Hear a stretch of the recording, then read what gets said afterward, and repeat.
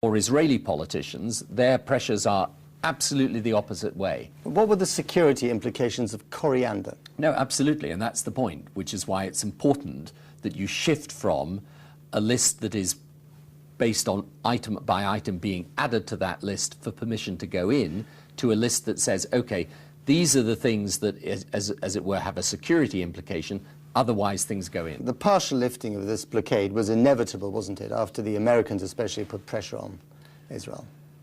Yes, but I think it was inevitable anyway, because one of the reasons why I used to argue so strongly for this policy being changed is that even though goods coming in through the legitimate crossings were very constrained, actually stuff could be smuggled through the tunnels going from the Egypt side into Gaza. There's hundreds of tunnels there, where basically Hamas has a complete grip on those items coming in. So I always argued that this wasn't simply a policy that was wrong because too many people in Gaza suffer as a result of it. It's also a policy that was counterproductive because the stuff could come in through the tunnels. Where do we go from here? I mean, this is about a much bigger picture, isn't it? How do you build on this very partial and tenuous success to get back on the roadmap to peace? I think, well, first of all, you've got to make sure that it stops being partial and tenuous and it is done. Obviously, that's important. So you move forward to ease daily life for people in Gaza.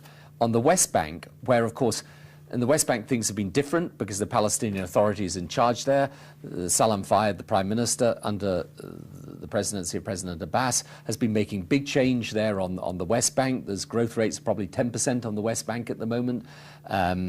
We need to keep that going. You know, we need to keep the partial lifting of the access and movement restrictions there. We need to keep that up. And the third thing, of course, which is what Senator Mitchell is focusing on, is that we need to turn the so-called proximity talks, really, which means the Israelis and the Palestinians with the Americans going in between them, turn into a direct negotiation for the two-state solution, for a state of Palestine alongside a state of Israel.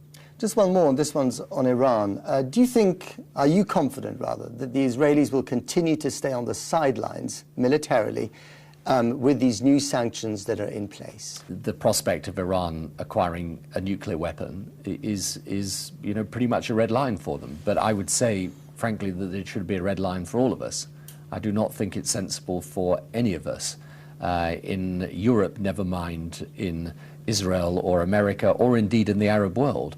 It is not sensible at all for Iran to acquire nuclear weapons capability, and it's important that they realize that we will not allow that to happen. Tony Blair, thanks very much. Thank you.